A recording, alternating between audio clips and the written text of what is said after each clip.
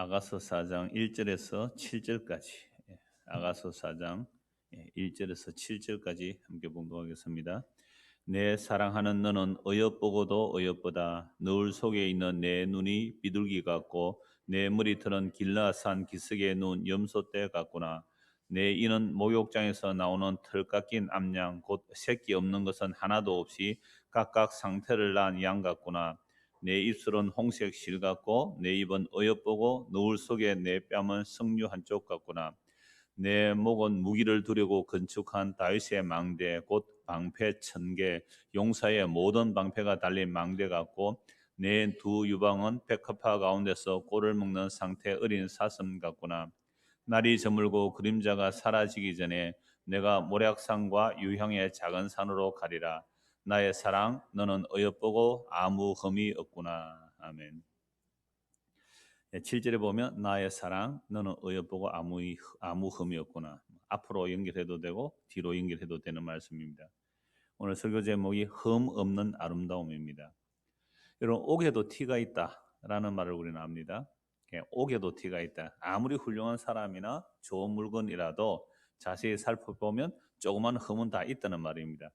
근데 오늘 방금 읽은 우리 7절 말씀에 보면 뭐가 없다 그래요? 나의 사랑 너는 어여쁘고 아무 흠이 없구나. 야, 이 정도 되면 이건 어떤 상태입니까? 사랑 충만이죠. 사랑 충만. 눈에 이럴 때 뭐가 씌었다 그래요? 콩깍지가 눈에 씌었다 이렇게 말하죠. 이건 사랑의 눈으로만 보아오기 때문에 이렇습니다. 흠이 없는 자가 누가 있어요? 우리가 아담의 타락 이후로 인간은 흠이 있는 정도가 아니라 아예 흠 자체입니다. 그래서 창세기 이미 6장 8장에 보면 사람의 마음의 생각과 계획이 어려서부터 항상 악합니다. 겉으로는 멀쩡해 보여도 그 마음의 생각이 단 한순간이라도 흠이 아닌 적이 없단 말이야. 흠이에요, 흠. 아예 막 머리끝부터 발끝까지 우리는 흠투성이에요. 속도 다 흠투성입니다. 그런 우리를 보고 성경이 흠이 없다라고 말한다면 이건 그 사람의 자격은 아닌 거예요. 그럼 솔로몬이 술람미를 보고 너는 흠이 없다라고 말할 때에 술람미가 이런 흠이 없는 아름다움이라는 받을 자격이 전혀 없는 사람이에요. 예루살렘 사람들에 비하면 예루살렘이나 여인들에 비하면 그 아름답고 희고 깨끗한 사람들 잘 가꾼 사람들에 비하면 술람미는 어떤 여인입니까? 저 시골에서 시커먼 여인이 그죠? 뭐 양이나 치고 포도이나 돌보는 오빠들의 시달리는 아주 볼품없는 형편없는 감히 왕이 그 여자를 거들떠 보지도 않는 그런 여인이란 말이죠. 근데 그런 여인을 보고 어떻게 아름답다고요? 너는 세상에 나의 사랑 너는 어여쁘고 아무 흠이 없거나 흠이 없다라고 말합니다. 그래서 이 술람미가 우리가 이미 앞에 보았습니다. 내가 비록 검으나 아름답다. 왜 그렇게 말할 수 있어요? 내가 비록 검으나 아름답다. 내가 비록 검고 가난하고 볼품없을지라도 아름답다라고 말할 수 있는 것은 왕의 일방적인 사랑을 받았거든요. 왕의 사랑을 받았고 왕의 사랑을 믿기 때문에 그 말을 할 수 있는 거죠. 그래서 만왕의 왕이시오 만지의 주가 되신 우리를 보고 너는 아름답다라고 말하면 우리는 어떻게 돼요? 예, 나는 아름답습니다. 이게 네 어제까지 창녀였지 않느냐고? 예, 어제까지 창녀였는데 오늘은 내가 그리스도 안에서 새로운 피조물 되었습니다. 그래서 주께서 나를 보시면 아름답습니다. 그래도 뭐 사는 거 별로 달라진 거 아닌데 예, 그래도 나는 아름답습니다 라고 할 수 있는 것이 뭐라고요? 나는 비록 검으나 아름답습니다. 근데 마귀는 뭐라고 성사하겠어요? 네가 뭔데 아름다웠냐고. 만왕의 왕이시오 만주의 주가 되신 예수 그리스도의 그 십자가 보혈의 능력이 나를 머리부터 발끝까지 사고 있기에 나는 비록 크구나 아름답습니다라고 말할 수 있는 것. 이게 유월절의 피 안에 있는 사람이 믿음으로 편안히 누워 잘 수 있는 거예요.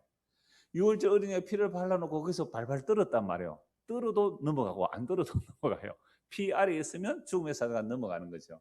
이럴 때 우리는 그 피 아래서 뭐라고요? 나는 비록 죄인이로나 피로 인하여 덮여져 있다는 말을 하는 거죠. 이게 우리가 예수 그리스도의 십자가의 보혈 안에 있다는 말은 세상 사람들이 나를 뭐라고 하든 네가 그 꼴로 사는 게 뭐냐라고 할지라도 우리 하나님께서 우리를 보고 뭐라고요? 너는 아름답다라고 하면 저는 아멘 하면 되는 거예요. 그때 술라미의 고백처럼 나는 비록 검으나 내가 비록 죄인이나 내가 비록 연약하나 내가 빈손 들고 죽게 와 십자가를 붙듭니다. 그런데 내 손에 뭔가 많으면 십자가 안 붙들겠죠. 빈손 들고 죽게 십자가를 붙드네. 의가 없는 자라도 도와주신 바라고 빈손 들고 십자가를 붙드네. 만세반석이신 그리스도가 깨어지심으로 내가 거기 들어가는 거잖아요. 그래서 그런 자들만이 끝날 심판 당할 때에 두려움이 없는 것. 저 공중에 구름이 일어나며 큰 나팔이 울릴 때에 나 두려움 없으리. 이게 뭐라고요? 비록 검으나 나는 아름답다고 말할 수 있는 이 술라미의 신앙 고백이에요. 우리의 믿음의 고백이란 말이죠. 자, 그래서 정말로 사랑하면요, 사랑하는 사람이 모든 것이 다 어여쁘고 어여쁘게 보여야 됩니다. 그런데 우리도 그런 거 경험하고 살죠. 가끔씩, 늘 그런 건 아니지만 가끔씩 경험할 거예요. 자기 자녀가 다 이뻐요. 그죠? 물론 결혼할 때도 그러잖아요. 결혼할 때 사랑에 빠져서 내가 어떤 사람을 사랑하는데 다른 사람이 야, 그 사람이 이런저런 흠이 있다고 말하면 어떻게 해요? 내 마음이 화가 나죠. 왜요? 나는 다른 사람이 흠이라고 하는 것조차도 나에는 뭐로 보여요? 매력으로 보이는 거예요. 다른 사람이 흠이라고 말하는 것조차 나는 아름답게 보이면 그건 사랑에 빠진 거 맞잖아요. 그리고 우리의 자녀들을 키워오면서 옹알이 하는데 천재라고 그러잖아요. 옹알이 하는데 벌써 엄마 그러고 막 아빠 그러고 막 이런다고. 아마 다 그렇게 착각하면서 우리는 살아왔어요. 얘는 천재라고. 그게 왜 그래요? 사랑에 빠져서 그래요. 그래서 갓난아이가 똥을 누든 오줌을 누든 그건 아름답고 향기롭고 예쁘고 좋게 보이는 거예요. 그게 사랑에 빠진 사람이죠. 물론 체질적으로 아닌 사람은 가끔 있을 수 있습니다. 그래서 우리는 사랑에 빠졌다는 말은 이건 이성적으로 계산이 안 되는 내용들이죠. 그래서 아가서 4장 전체가요. 이 아가서 4장 전체가 남자가 여자에게 하는 말인데 16절 한 절 빼고는 전부 남자가 여자를 보고 아름답다, 어여쁘다 하는 그 내용들만 가득 차요. 그래서 오늘 1절에서 5절까지 보면요. 여자의 눈이 아름답고 이가 아름답고 머리카락이 아름답고 입술과 빵과 목과 두 유방이 다 아름답다라고 말합니다. 다른 신체의 부위를 말하지 않아도 머리끝부터 발끝까지 뭐요? 흠이 없이 어여쁘고 어여쁘다라는 겁니다. 그런데 우리도 결혼할 때 물론 꼭 그렇게 결혼 안 한 사람도 물론 있습니다만 대부분 결혼할 때 사랑해서 이렇게 결혼하잖아요. 그럴 때는 우리 눈에 콩깍지 끼어서 결혼한다 그러는데 결혼해서 살다 보면 어때요? 흠이 보입니까? 안 보입니까? 흠이 보이죠? 네. 흠이 보일 때에 그 흠이 이제 아름답게 그 흠이 안 보여야 되죠. 그 흠조차도 아름다워 보이는데 흠이 보인다는 것은 이미 우리는 뭐가 시작이 된 거죠? 사랑이 이제 식어지기 시작은. 그게 우리 인간의 한계입니다. 우리 인간의 한계. 아무리 오늘 신혼부부도 와 있는데 아무리 사랑해서 결혼한다 그래도 살다 보면 흠이 보인단 말이야. 이건 안 보일 수가 없는 거예요. 이게 우리 인간의 한계입니다. 예, 인간의 한계라고요. 그럴 때, 나는 이제 사랑식으로 하지 마. 이게 인간의 사랑이 이런 거구나 아셔야 돼요. 그런데 성경에 계시된 사랑은요, 성경에 계시된 사랑은 하나님께서 우리를 사랑한다고 찾아오시면 결코 포기하지 않는 사랑입니다. 그 영원한 사랑을 어떻게 해요? 솔로몬과 술람미의 그 사랑 노래를 통하여 우리에게 계시하여 주는 겁니다. 이제 본문 1절부터 봅니다. 내 사랑, 너는 어여쁘고도 어여쁘다. 이야, 좀 간지럽습니까? 간지러워요. 내 사랑, 너는 어여쁘고도 어여쁘다. 오늘 남자들이 여자에게 하는 또 여자가 남자에게 혼자 있는 사람에게는 그걸 보고 자기 보고 하세요. 주님께서 나를 사랑하다 예쁘다 그러잖아요. 주님께서 내 사랑 너는 어여쁘고도 어여쁘다. 너울 속에 있는 네 눈이 비둘기 같고 네 머리털은 길라산 기슭의 눈 염소떼 같구나. 그러니까 눈을 보고도 아름답다. 머리털을 보고도 뭐요? 아름답다라고 해요. 어여쁘고 어여쁘다 다 아름다운 거예요. 너울 속에 있는 내 눈 이렇게 말하죠. 이런 너울이 뭐예요? 이걸 면사포, 결혼할 때서는 면사포예요. 또는 아랍 사람들은 지금도 그 평소에도 너울을 쓰고 있잖아요. 너울을 쓰고 있는데 이걸 영어로는 베일이라고도 해요. 근데 하나님의 계시라는 말이요, 리베일이거든요. 베일을 벗겨낸다. 우리가 성경은 계시라고 말 때 그냥 글자로 보이는 게 아니라 계시로 보여져야 되죠. 그러니까 성경이 계시로 보여지려면 베일이 벗겨져야 돼요. 그러니까 베일이 벗겨진다는 것은 우리 눈에 모세의 수건이 벗겨져야 돼요. 율법의 수건이 벗겨지죠. 그래서 고린도서 3장에 바울은 문자는 죽이는 것이고 영은 살린다 하라고 할 때 새 언약의 일꾼은 모세의 수건이 벗겨져야 되는 거죠. 그런 것처럼 이제 신부가 베일을 쓰고 이제 결혼식장에 들어오잖아요. 요즘 그렇게는 잘 안 하더라고요. 그런데 요즘도 이제 결혼식 할 때에 신부가 면사포를 쓰고 와요. 쓰고 입장을 하고 누가 벗겨줘야 돼요? 베일은 신랑만 벗겨줄 수 있는, 아무런 손 못 대요. 그러니까 그 웨딩 플래너가 그 베일에 대해서 쭉 공부한 걸 얘기해 놨다고 해요. 문화마다 달라요, 베일이. 베일이 뭐 여러 가지 다른데 뭐 순결을 뜻한다. 또 뭐 이것저것 뜻한다. 여러 가지 이제 각 나라마다 문화가 좀 다른데 우리가 결혼식에 요즘 잘 안 해요. 우리 지웅 씨도 그렇게 안 하던데 베일을 쓰고 온단 말이야. 신부 입장하면. 그럼 신부가 딱 입장했을 때에 신랑이 제일 먼저 신부의 뭐요? 면사포를 이렇게 벗겨서 뒤로 넘겨주는 거죠. 그렇게 해서 이제 결혼식을 시작하는 겁니다. 그건 유일하게 이제 신랑만 할 수 있는 거죠. 그러니까 신부 지금 결혼식이죠, 일종의.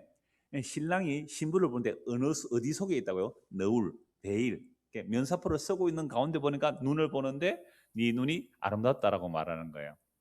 물론 우리 앞에 비둘기 같은 눈이라는 말씀을 가지고 봤으면 비둘기는 한 목표만 본다 이렇게 했잖아요. 뭐 고개를 이렇게 해서 한 목표만. 비둘기 눈은 눈동자가 돌아가지 않더라고요. 제가 자세히 살펴봤거든요. 우리 예배당에서 비둘기 알 넣고 부화해서 나가는 동안 딱 살펴보니까 눈동자는 돌아가지 않아요. 고개만 이렇게 왔다 갔다 하더라고요. 그러니까 어여보고 어여보다 너울 속에 있는 네 눈이 뭐 같다고요? 비둘기 같다. 그러니까 이 신부는요 지금 누구밖에 안 보여요? 내 눈에는 당신만 보여. 왜 그럴까요? 정말 아까도 말씀드렸지만은 이 술라미는 아무런 왕비가 될 자격이 없는 자예요. 감히 응감생심 마음도 먹을 수 없는 그런 사람입니다. 그런데 그 왕의 일방적인 사랑을 받았고 왕에게 나올 때는요, 여러분 그 술라미인이 가난하고 검은 여인인데 왕비가 되려면 자기가 자격을 갖추고 나올 아무 자격이 없어요.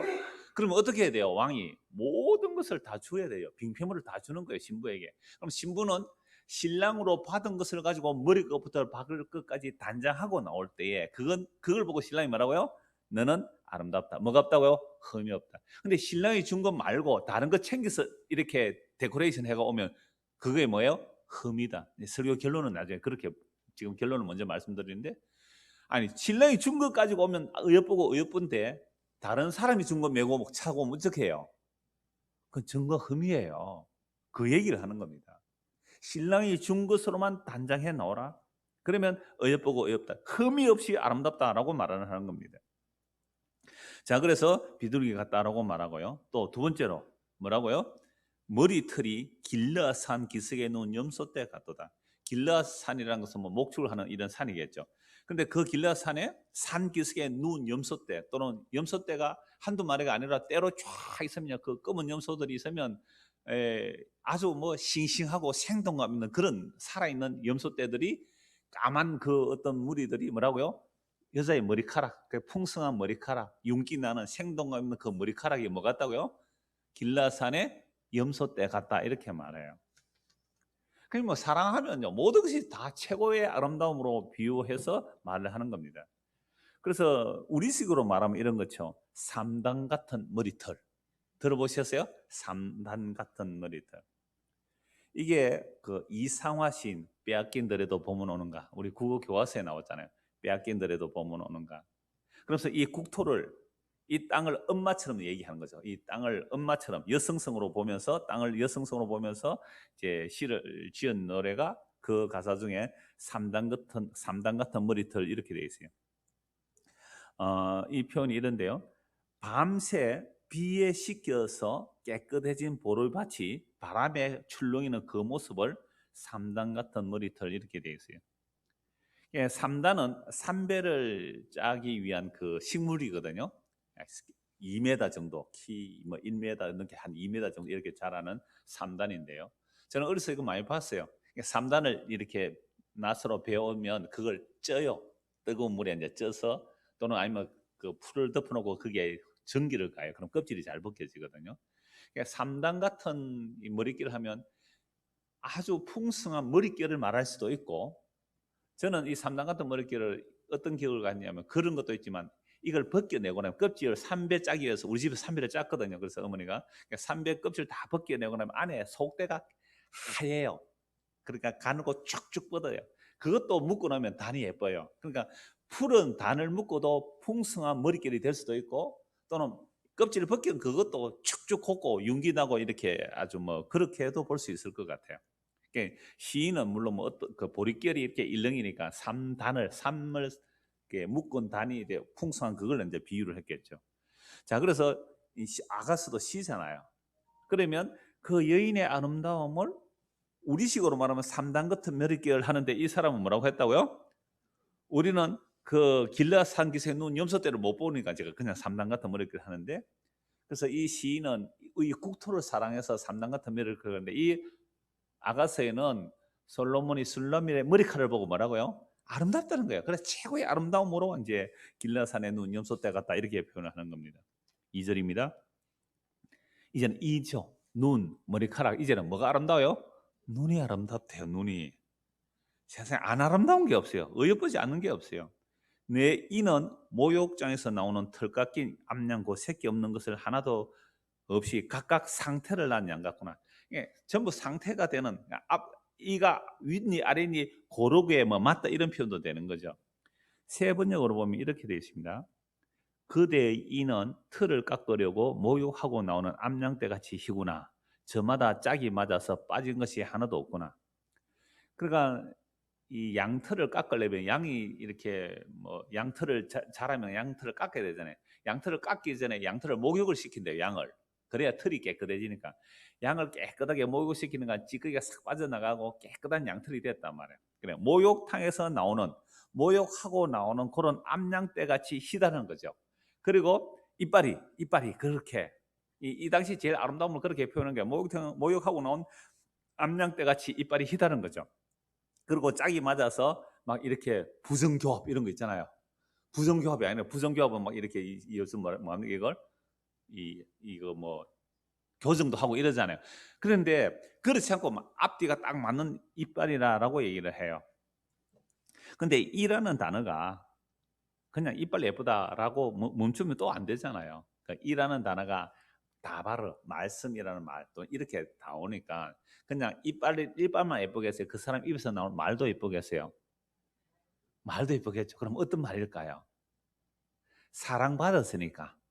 그죠? 이 술라미의 입에서 나오는 말도 이빨도 예쁘고 말도 예쁘고 그럼 이 입에서 뭐가 나올까요? 사랑받은 말이 나오잖아요. 사랑받은 말이. 그죠? 그러니까 이빨만 아름다고 뭐 하겠어요? 이빨이 굉장히 예뻤는데 나오는 말이 사나운 말, 폭력적인 말, 미운 말, 시기 질투의 말 이러면 어떡해요? 이빨이 아무리 예뻐도 그 이빨이 안 예쁘잖아요.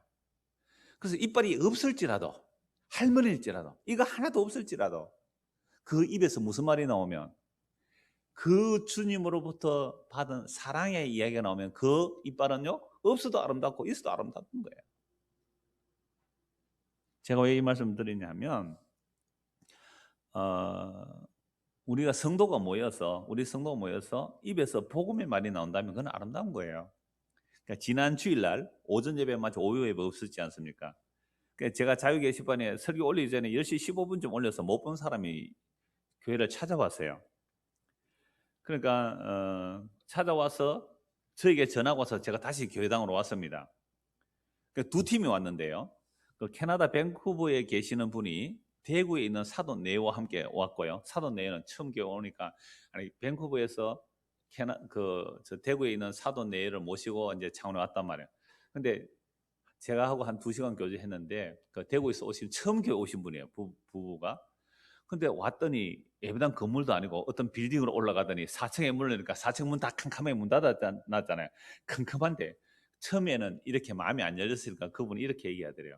우리 사돈이 캐나다에서 창원까지 가자고 하더니 드디어 이상한 곳에 왔구나. 좀 안 그래요. 딱 분위기가. 하여튼 그래서 사람이 없어가지고 이제 내려가려고 하는 찰나에 또 부산에서 오신 분이 계세요. 거기 세 분이고 부산에서 85세 할머니가 버스 타고 오신 분이 계시잖아요. 이분을 인도한 그러니까 큰 아들이 이제 설이라고 내려온 거죠. 그래서 의회 또 버스 타고 남산동네에서 여기 택시 타고 두 분이 오셔서 두 팀이 만난 거예요. 아무도 없는 데서. 그래서 어떻게 할까 하다가 목사님한테 전화를 해보자 해서 이제 전화가 온 거죠. 그래서 와서 제가 2시 반에 왔는데 4시 반까지 이야기가 그치지 않았죠. 그래서 제가 이렇게 말했죠. 그래, 3시 반까지 우리 예배 시간이니까 제가 1시간 동안 말씀 전하겠습니다. 1시간 복음 나누고 또 그분들이 이야기하고 일어날 생각을 안 해요. 4시 반 돼가지고 이제 마치고 가자고 하는데 또 저녁 먹자는 거죠. 그러니까 식당 여기저기 알아보니까 뭐 설인데 뭐 식당 하는데도 없고 이제 알아서 가십시오 했단 말이에요.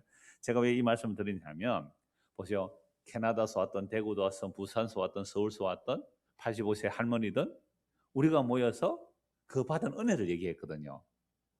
그래서 처음 오신 분이기 때문에 종교가 뭐며 복음이 뭔지를 얘기했단 말이에요. 값없이 주는 그 은혜가 뭔지를 전가하고 또 부산에서 할머니를 인던 그 아들분이 조금 자기 간증도 하고 그랬어요. 정말 다락방에 나갔던 분이라 그래요. 다락방 열심히 했는데 그래서 뭐 예수시당 불신 이건 분명히 또 전하니까 그걸 알고 믿었는데 내가 하나님을 열심히 하면 하나님은 내일 해준다라는 그 말이 아니라는 것을 알았다는 거예요.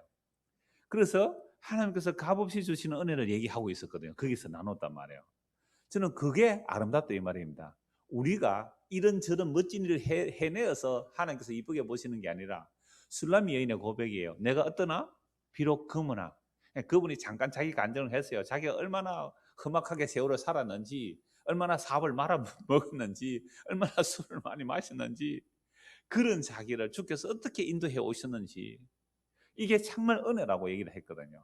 그래서 사람 자랑하는 거 아무것도 없었어요. 값없이 주시는 그 은혜를 이야기하니까 주님께서 보실 때는 우리 보고 뭐라 그럴까요? 너는 나의 은혜를 알구나. 이럴 때 우리 보고 뭐라 그럴까요? 85세 할머니든지 뭐 50대 아저씨든지 뭐 상관이 없는 거잖아요. 주께서 보실 때 이걸 아름답다라고 얘기하는 거 아닙니까? 그래서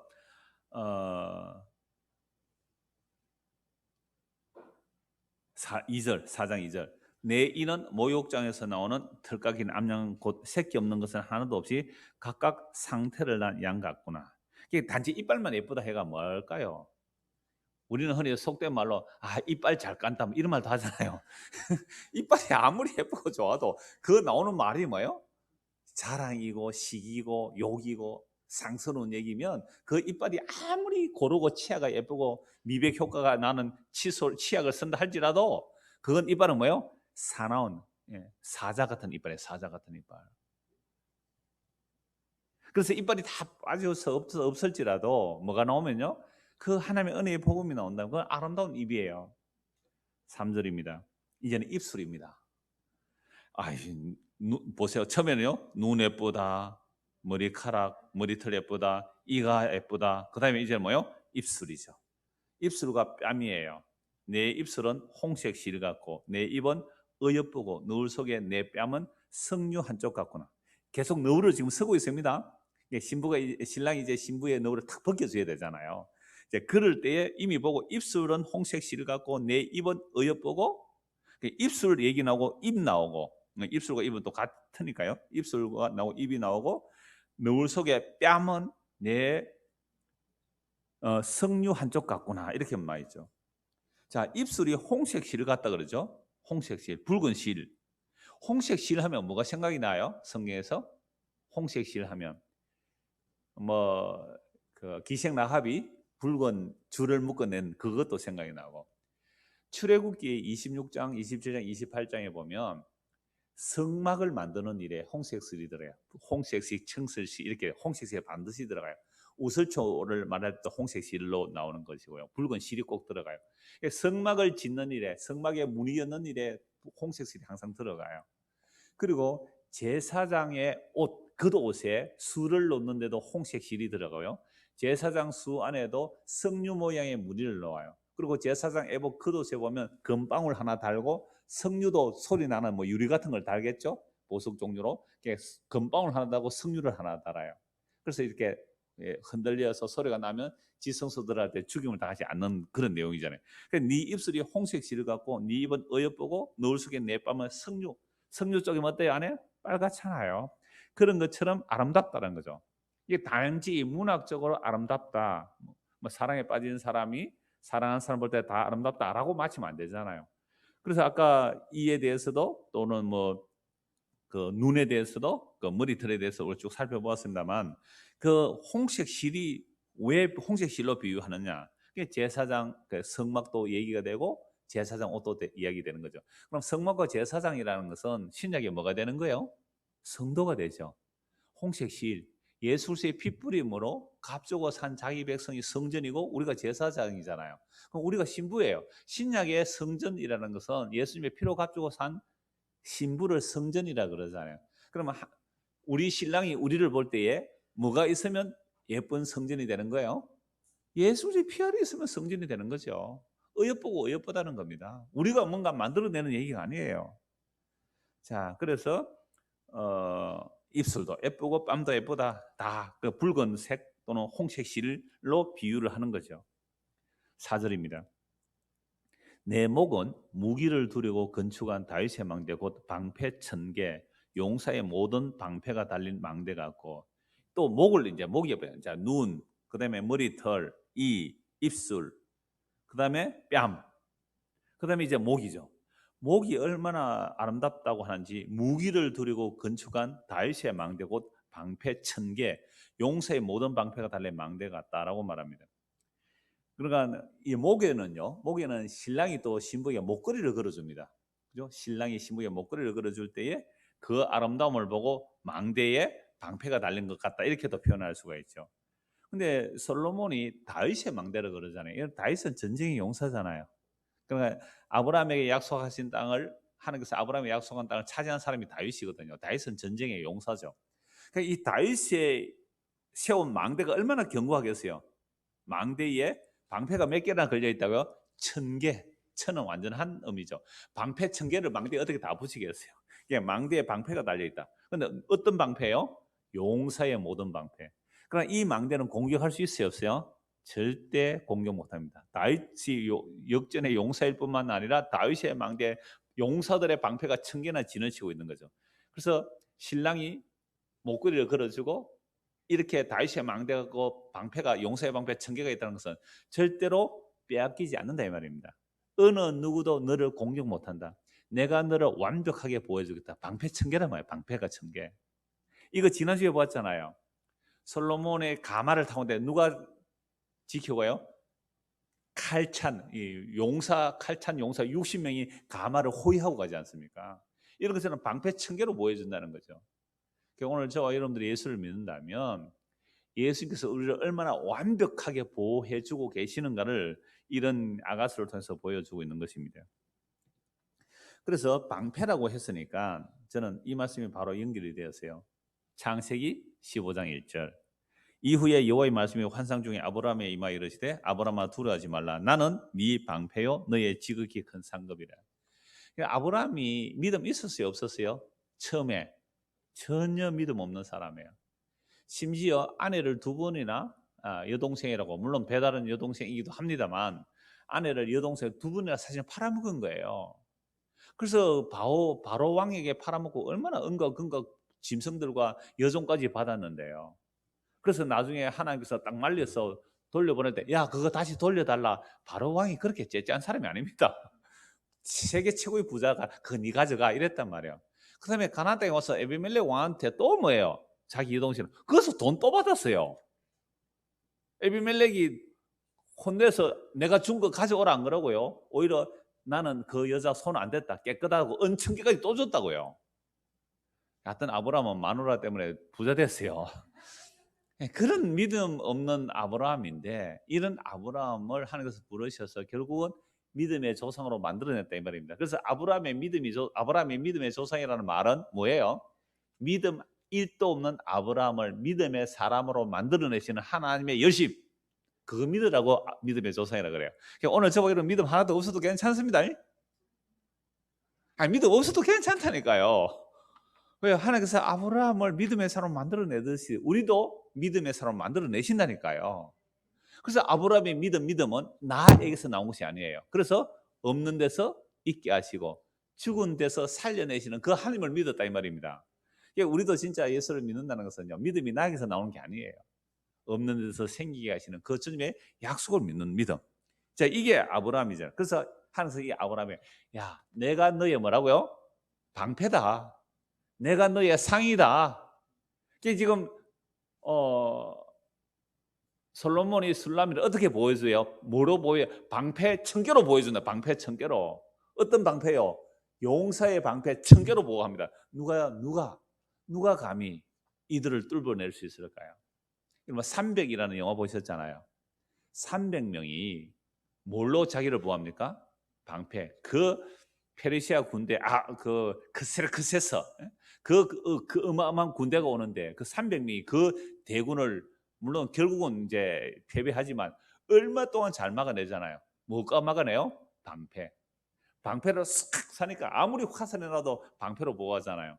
결국 이제 그들은 수가 적어서 이제 패배를 합니다만 방패 몇 개요? 1000개. 이 말은 완전하다는 의미입니다. 완벽하게 보호해 주겠다. 내 신부를. 이게 술람미와 솔로몬에 나타난 하나님의 자기 사랑이라 이 말이죠. 그래서 여호와 하나님 자신이 누구의 방패요? 아브라함의 방패고 아브라함의 상이 된다 이 말입니다. 그래서 시편 35편 2절에 보면요, 다윗도 여호와 하나님을 향해 뭐라 하냐, 나의 방패와 나의 손방패라라고 찬송을 해요. 하나님이 자기 방패라고 다윗도 말해요. 아브라함 보고 하나님께서 내가 너의 방패다 하는데 다윗도 하나님을 나의 방패라고 말합니다. 신약으로 말하면요, 십자가에서 다윗로 따시는 그 예수님이 우리의 뭐가 되시고요? 방패가 되시고 상이 되세요.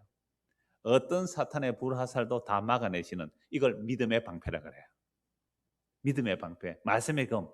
이런 것들이 예수 그리스도를 믿는 이 믿음이 어떤 적의 불화살도 다 막아내는 방패가 되는 겁니다. 이게 신부죠. 이제 5절입니다. 아가서 4장 5절. 내 두 유방은 백합화 가운데서 꼴을 먹는 상태 어린 사슴 같구나. 이것도 세 번역으로 보면 이렇습니다. 그대의 가슴은 나리꽃 밭에서 풀을 떠는 한상 사슴 같고 상두이 노루 같구나. 그러니까 가슴을 아름답다라고 말하는데 또 개역에는 두 유방이라고 하죠. 그러니까 두 유방이 백합화 꽃밭에서 풀을 떠는 한상의 사슴 같고 상두이 노루 같다라고 말합니다.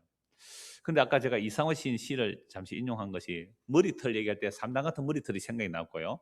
이상호 시인이 똑같은 그 빼앗겨진 덜에도 봄은 오는가 시에서 살찐 젖가슴이라는 표현이 나와요. 그래서 이런 한 구절이 있는데요. 살찐 젖가슴 같은 부드러운 이 흙, 발목이 쉬도록 밟아도 보고 좋은 땀조차 흘리고 싶다. 국어 시간에 제가 참 감동 있게 국어 선생님한테 들었던 얘기거든요. 그래서 살찐 젖가슴 같은 부드러운 이 흙, 발목이 쉬도록 밟아도 보고 좋은 땀조차 흘리다. 그럼 젖가슴이라고 표현된 이 살찐 젖가슴으로 표현된 이것이 뭐예요? 고국 땅. 이 땅, 이 뺏긴 땅이란 말이에요. 그러나 이 땅을 사랑하는 마음으로 땅을 뭐라고요? 살찐 젖가슴이라고 표현하잖아요. 근데 이 솔로몬은 술람미의 가슴을 뭐라고요? 상태 새끼, 노루 새끼, 아름답다라고 표현하는 거죠. 이걸 가지고 그냥 여성성의 어떤 그 정말 신체적인 유방만 말하면 안 되잖아요.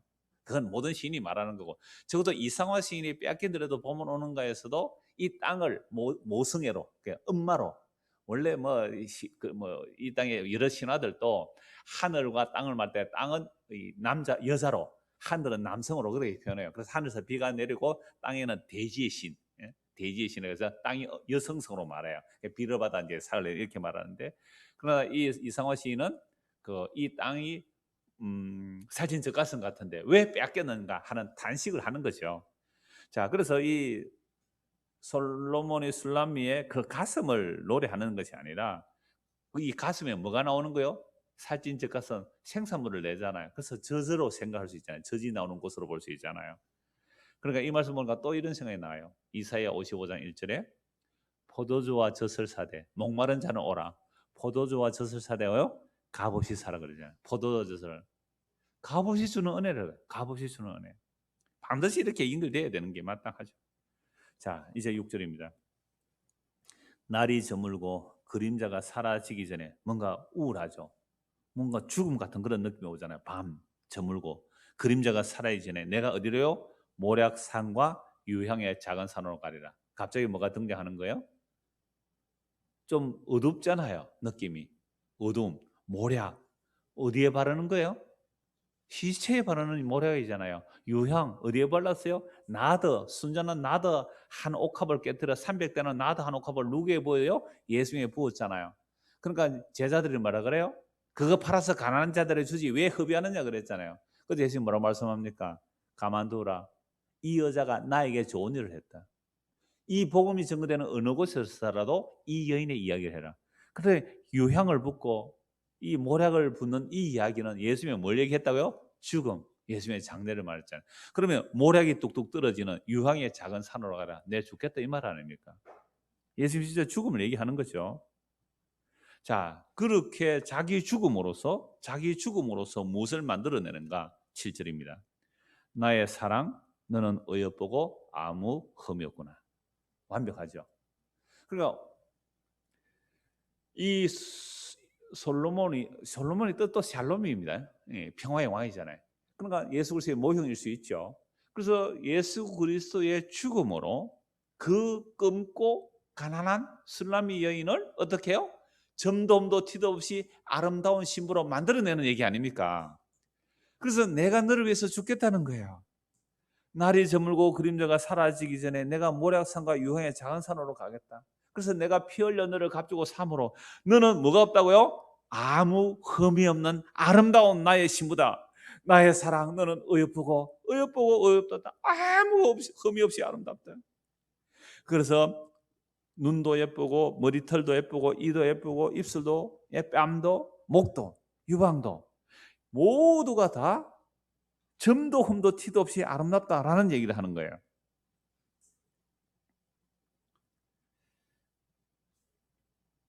예수님을 믿는 사람이라면 성령이 임해야 되죠. 우리가 이 복음의 선포 앞에 하나님의 말씀의 선포 앞에 주의 성령이 역사하시면 이 예수님을 믿게 돼요. 여러분 성령이 임하여 예수님을 믿게 되면 제일 먼저 뭘 아느냐? 자기가 검은 자임을 알아요.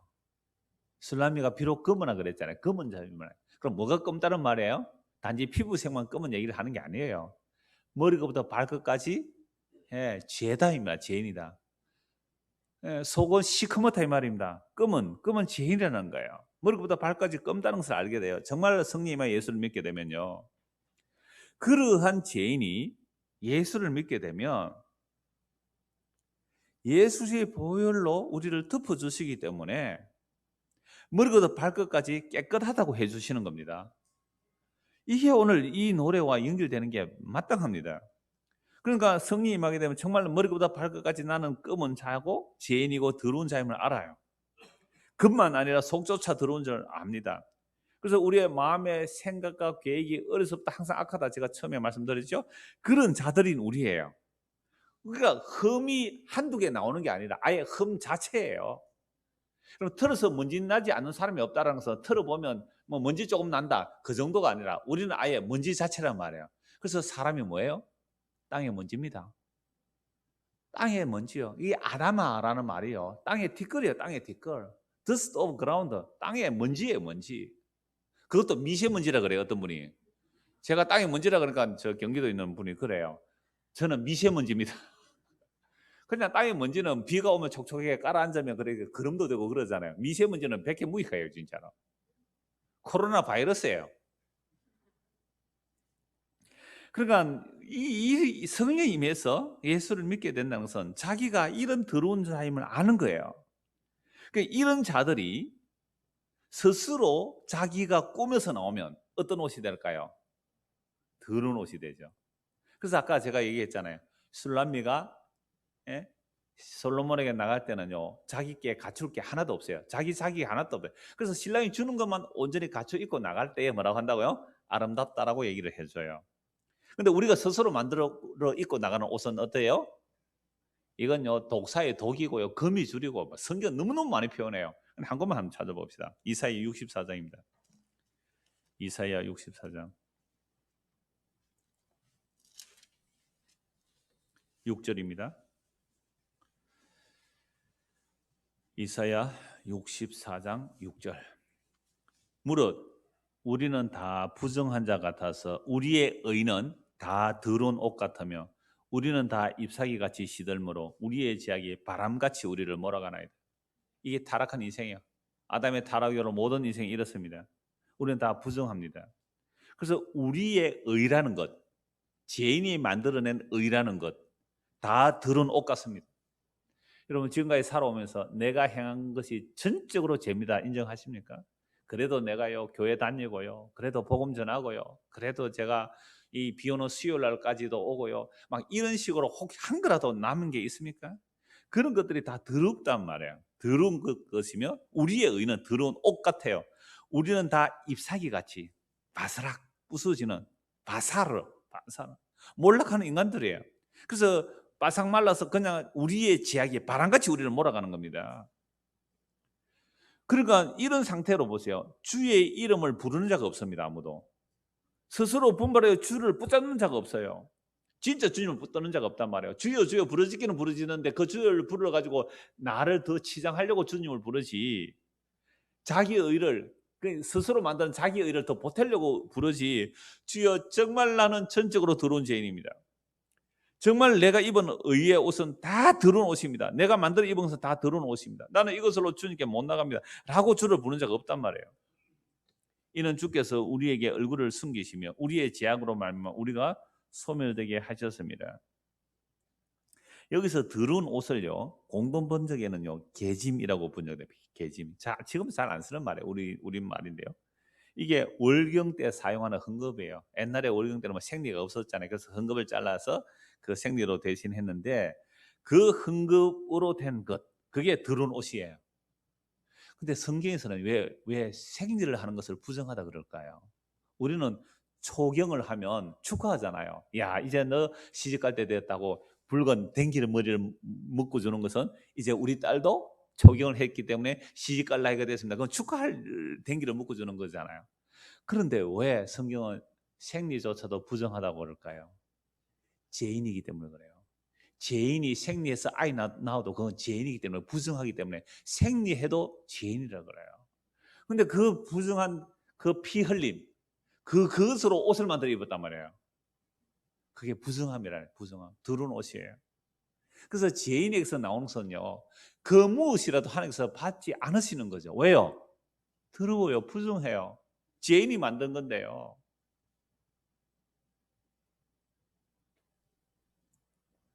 우한시에서 온 사람하고 악수하자 그러면 어떻게 하실래요? 제가 우한시에서 왔습니다. 악수합시다 하면 어떻게 해요? 악수 안 하죠. 지금 하나님께서 우리를 보실 때에 더러운 옷이에요. 그래서 그것 하나도 안 받으신다는 거예요. 그런데 놀랍게도 그러나가 있어서 우리는 구원을 받습니다. 그러나가 있어서. 자, 이사야 64장 8절 한번 보십시오.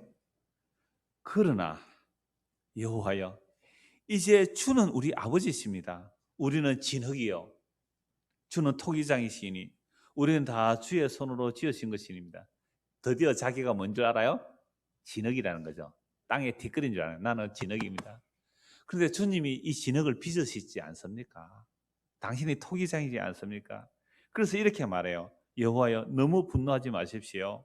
죄악을 영원히 기억하지 마십시오. 구원이 보시옵소서, 보시옵소서. 우리는 다 주의 백성 아닙니까? 그래도 주께서 우리를 주의 백성으로 불러주셨지 않습니까? 그런데 내가 머리끝부터 발끝까지 속까지 다 살펴보니 나는 의라는 것은 하나도 없습니다. 그냥 더러운 옷을 입고 있는 자입니다. 내가 만들어낸 의라는 것, 하나님을 섬겼느니, 뭐 전도를 했는지, 헌금을 했는지, 봉사를 했는지, 복음을 전해 설교했느니 하는 이 모든 것들이 주여 나는 정말 더러운 것입니다. 주님 앞에 나갈 게 아무도 없습니다. 그러니 주여 너무 분노하지 마십시오. 죄악을 영원히 기억하지 마십시오. 주여 내가 이러합니다. 주님 나는 진흙입니다. 주님 토기장이 아니십니까? 그러니 다시 만들어 주십시오. 재창조해 주십시오. 그 영을 보내셔서 내 마음에 정직한 영을 새롭게 해주십시오. 나는 모태로부터 태어난 죄인입니다. 이 얘기를 하는 거예요. 시편 103편 한번 보십시오. 시편 103편 13절입니다.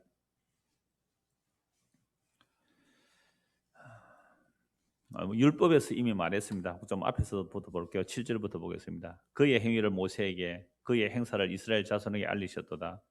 여호와는 긍휼이 많으시고 은혜로우시며 노하기를 더디하시고 인자하심이 풍부하시도다. 자주 경책하지 아니하시며 노를 영원히 품지 아니하시리로다.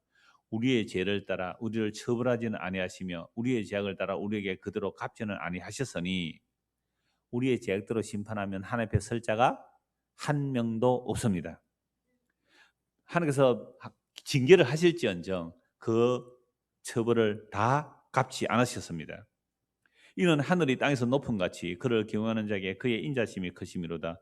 동이 서에서 먼 것 같이 우리의 죄가를 우리에게서 멀리 옮겼었으며 동과서는 만날 수 없잖아요. 그렇게 우리의 죄를 옮겨버렸대요. 왜 그렇게 하셨어요? 13절 아버지가 자식을 긍휼히 여김같이 여호와께서는 자기를 경외하는 자를 긍휼히 여기시나니 이는 그가 우리의 체질을 아시며 우리가 단지 먼지뿐임을 기억하심이로다. 우리를 불쌍히 여기시는 이유는 우리의 체질이 뭐라고요? 먼지라는 거예요. 흙이라는 거죠. 땅이라는 겁니다.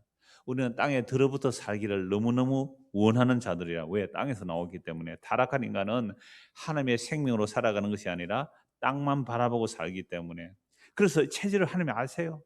먼지뿐임을 기억하신다는 거예요. 그래서 인생은 그날이 풀과 같으며 그 영화가 들의 꽃과 같다. 이건 이사야서도 말씀 나오고 베드로서에도 말씀 나오죠. 우리 인생이 뭐라고요? 풀이에요. 풀이 시들면 그냥 꽃도 떨어지는 거죠. 인생의 영광이 풀의 꽃과 같은데 풀이 시는 꽃도 떨어지는 거예요. 그것은 바람이 지나가면 없어지나니 그 있던 자리도 다시 알지 못하거니와.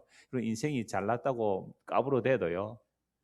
바람 지나가면 흔적 없듯이 그 사람 죽고 나면 아무 흔적 없어요. 사라져요. 아무것도 없어요. 땅이 먼지인데요.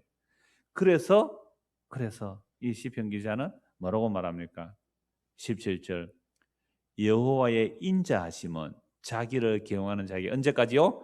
영원부터 영원까지 이르며 그의 의는 자손의 자손에게 이르리니 곧 그의 언약을 지키고 그의 법도를 기억하여 행하는 자에게로다.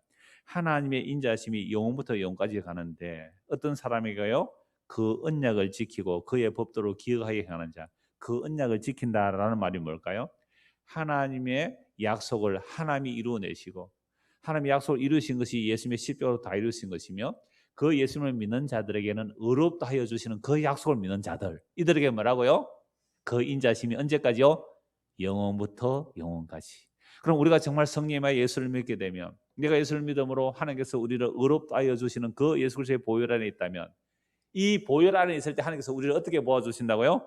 의롭다고 인자하심으로 의롭다고 영원부터 영원까지 우리는 그 보혈 아래 살아가는 것.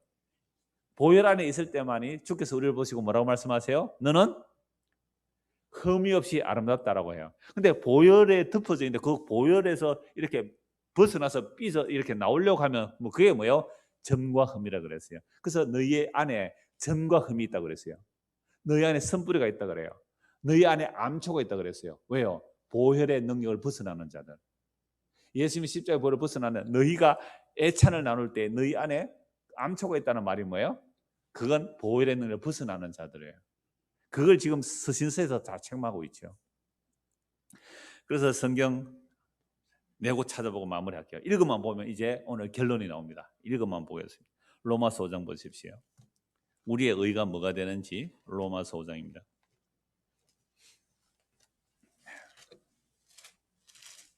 찾기 좋도록 제가 로마서, 고린도서, 에베소서 이렇게 찾아보겠습니다. 로마서 5장 1절 보세요.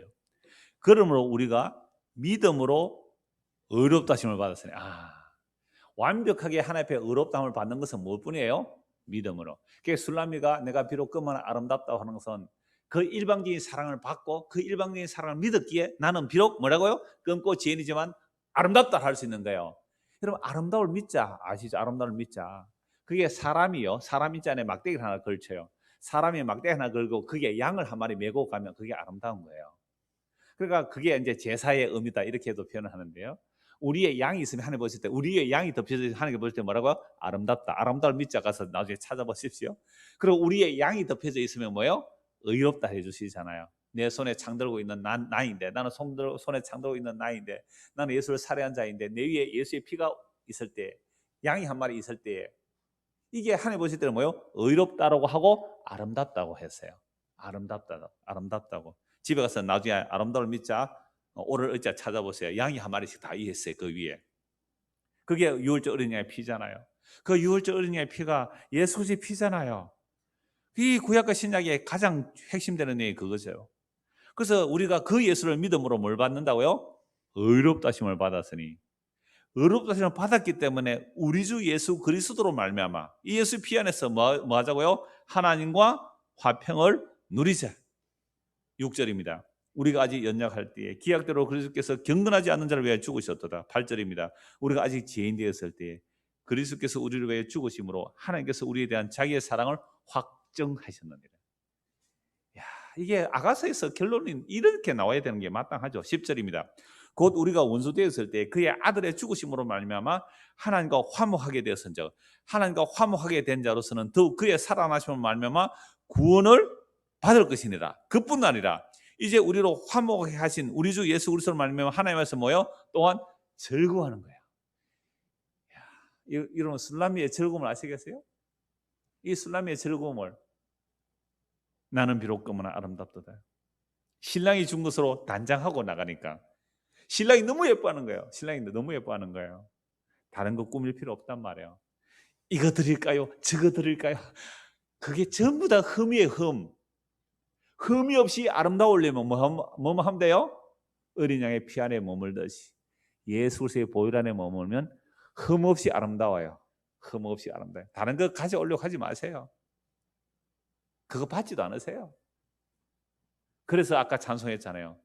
빈손 들고 주께와 십자가를 붙드네. 그럴 때 주께서 우리를 보고요, 너는 흠이 없이 아름답구나. 나의 사랑, 나의 어여쁜 자야. 나와 함께 가자. 다음 주는 또 나와 함께 가자입니다. 거기서 나오너라. 그리고 나와 함께 가자. 레바논에서 나와 함께 가자. 왜요? 거기는 사자가 있거든요. 거기는 표범이 있거든요. 그곳에서 나오너라. 너 나와 함께 가자. 이게 아름다운 거예요. 그게 아름다움이에요. 로마서 8장 28절 보십시오. 로마서 8장 28절. 우리가 알거니와 하나님을 사랑하는 자고 그의 뜻대로 부르심을 입은 자들에게는 모든 것이 합력하여 선을 이룬다는 말은 하나님의 아들의 형상을 덧입는 거예요. 29절. 하나님이 미리 아신 자들을 언제 알았어요? 창세전에 영원전에 그리스도 안에서 안 자들을 뭐 하려고 불러내셨어요? 그 아들의 형상을 본받게 하기 위하여 미리 정하셨으니 아들을 덧입히기 위해서, 그죠? 아들의 형상을 덧입히기 위해서 죄인 위에 아들의 형상이 덧입혀지는 거예요. 이걸 위해서 우리를 정하셔서요. 천지를 창조하기 전에 그리스도 안에서 우리를 정하신 이유가 그 아들의 형상, 그걸 덧입히려고.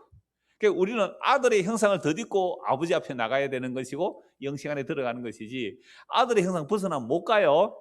아들의 형상을 벗어나는 순간 뭐가 돼요? 너는 정과 흠이라고 해. 너는 정과 흠이라. 너는 암초라. 너는 걸림돌이라. 그래서 그 아들의 형상을 덧입게 하려고 미리 정하셨으니 이는 그런 많은 형제에서 맏아들이 되게 하려 함이라. 그러니까 맏아들은 첫 열매, 11조, 처음 것, 다 처음 것 세생으로 나머지가 거룩해지는 거죠. 그러니까 맏아들의 형상으로 가는 거예요. 30절. 또 미리 정하신 그들을 부르신 그들 또한 의롭다 하시고 의롭다 하신 그들을 어떻게 해요? 영화롭게 하셨어요. 여러분 아름다운 정도가 아니라 어떻게 해요? 영화로운 거예요. 우리가 이 역사 속에서야 우리가 그리스도 안에 피 안에 있다는 것이 뭐 사람들이 인정 안 하겠지만 하나님 우리를 보실 때는 우리를 보고 뭐라고요? 너는 영화롭다고요. 그 아들의 피 안에 있으면 아름답다. 아니요 그 정도를 넘어서서 영화로운 거예요. 영화롭도다. 그 아들의 영화로움. 세상에 이걸 믿음이라 그래요. 이걸 믿는 것을 믿음이라 그래요. 자 이제 두 군만 볼게요. 고린도전서 1장 30절입니다.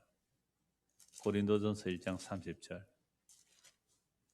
너희는 하나님으로부터 나서 그리스도 예수 안에 있고 예수는 하나님으로부터 나와서 우리에게 뭐가 되시고요? 지혜와 의로움과 거룩함과 구원함이 되셨으니. 그래서 예수 그리스도가 우리의 지혜예요. 그 지혜 안에 뭐예요? 의로움과 거룩함과 구원함이 다 되는 거죠. 그래서 자랑하는 자는 주 안에서 자랑하라. 이 말씀을 할 때에 고린도 1장 18절부터 보면 십자가의 도가 미련한 거죠. 어리석은 거죠. 그런데 구원 얻는 자들에게는 지혜가 되는 거죠. 그래서 구원은 자들에게 지혜가 되는데, 그래서 26절에 보면 형제다 너희를 뭐요? 부르심을 보라. 부르심을 보라. 육체를 따라 세상에 잘난 자가 없다는, 거의 없다는 거예요. 왜 하나님께서 이러들을 부르셨어요? 28절에 하나님께서 세상에 천한 것들과 멸시받는 것들과 없는 것들을 택하사 있는 것들을 폐하시는 이유가 뭐예요? 이는 아무 육체도 하나님 앞에서 자랑하지 못하게 하려 합니다. 여러분, 솔로몬이 수많은 예루살렘의 여인들의 그 아름다움을 추구한 게 아니에요. 다 갖췄잖아요. 깨끗한 옷 입고 아름다운 장신구 갖추고 백옥같이 흰 피부를 가지고 우아하게 고상하게 아름답게 꾸몄지만, 솔로몬의 마음은 그 예루살렘의 여인들에게 간 게 아니에요. 그 비록 금은나 가난한 그 수람 여인에게 마음이 간 거예요. 여러분, 아수에로 왕이 누구를 왕비로 간택합니까? 에스더가 왕국에 뽑혀갔을 때 수많은 아름다운 여인들이 이런 향수 갖다 주세요, 저런 향품 갖다 주세요, 이런 액세서리 갖다 주세요, 온갖 것 다 했는데 에스더는 뭐만 구했어요? 기본만 했대. 기본만. 예? 왕국에 나오는 기본만, 더 구하지 않았어요. 근데 왕이 어때요? 너무너무 아름답게 보인 거예요. 그 왕국의 내시들이 에스더가 너무 아름답게 보이는 거예요. 여러분, 색깔도 우리 사문색 그러잖아요. 색깔도 그 세 가지 이상 색을 섞어버리면 회색이 됩니다. 그러니까 심플한 색깔이 더 아름다운 거예요. 그런 것처럼 막 화장을 짙게 장식한다, 그게 예쁜 게 아니란 말이에요.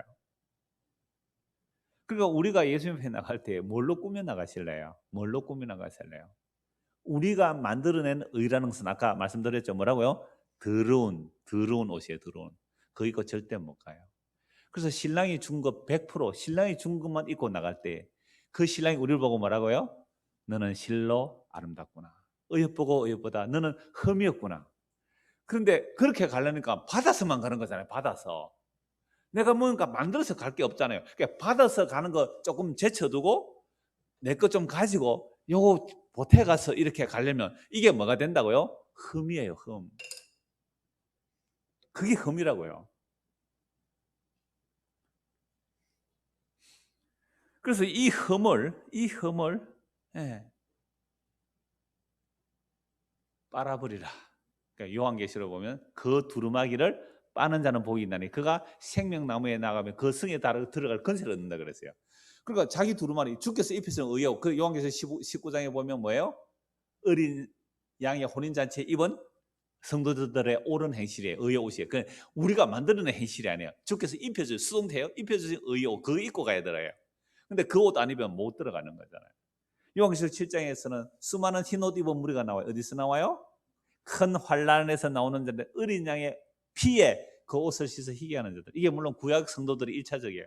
구약 성도들 어린 양의 피에 희게 되어서 그 영원한 생명으로 들어가는 것이고, 마땅히 십자가 이후로 우리도 어린 양의 피에 씻어 그 옷을 희게 한 자들이 어디요? 생명나무에 나아가는 거예요. 그러면 흰옷, 그리스도의 피로 입힌 그 의의 옷을 입고 갈 때에 주께서 우리를 보실 때 어떻게 해요? 너는 실로 아름답도다. 너는 흠이 없구나. 근데 거기다 자기가 뭐 데코레이션 해가잖아요. 나 뭐 전도 많이 한 거, 뭐 헌금 많이 한 거, 내 봉사 많이 한 거, 뭐 복음잘 막 이런 거 막 이렇게 붙여서 가면 어떻게 해요? 에이, 더러워. 너는 씻어라. 진짜 그런 말씀이 있어요. 있습니다. 안 찾아보면 시간이 없어 안 찾아봅니다. 계시록 22장 14절 나중에 집에 찾아보세요. 계시록 22장 14절, 요한계시록 7장 12절 17절, 19장 7절 8절 다 나오는 거예요. 그래서 한 곳 마무리하겠습니다. 에베소서 5장 보십시오. 에베소서 5장 26절.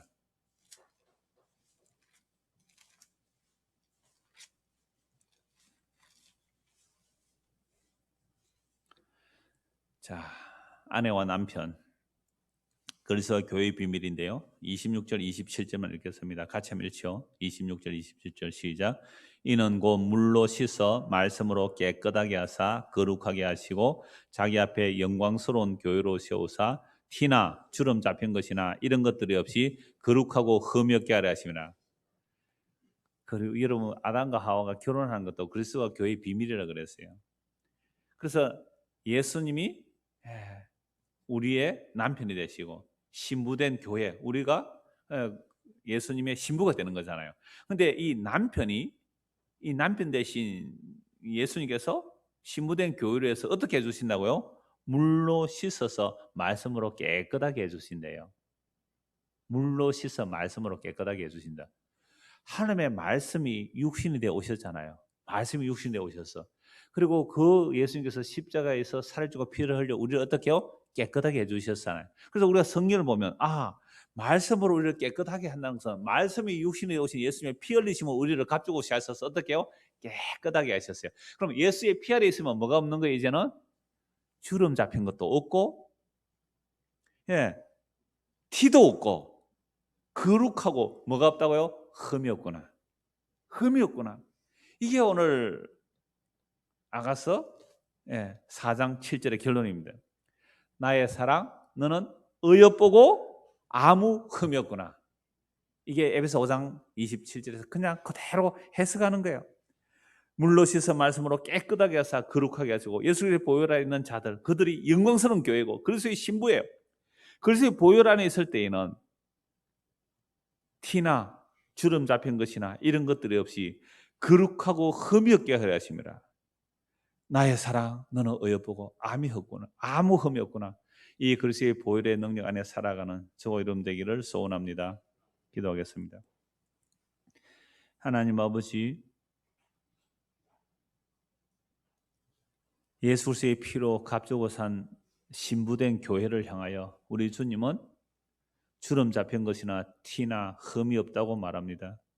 이 내용을 이미 솔로몬을 향하여 나의 사랑, 너는 어여쁘고 아무 흠이 없구나. 아무 흠이 없는 그 아름다움은 예수의 보혈 안에 있습니다. 우리가 그 보혈 안에 살아가는 흠 없는 아름다운 자로 살 수 있도록 은혜를 다하여 주시옵소서. 예수 그리스도 이름 받들어 기도드리옵나이다. 아멘. 자유롭게 기도하고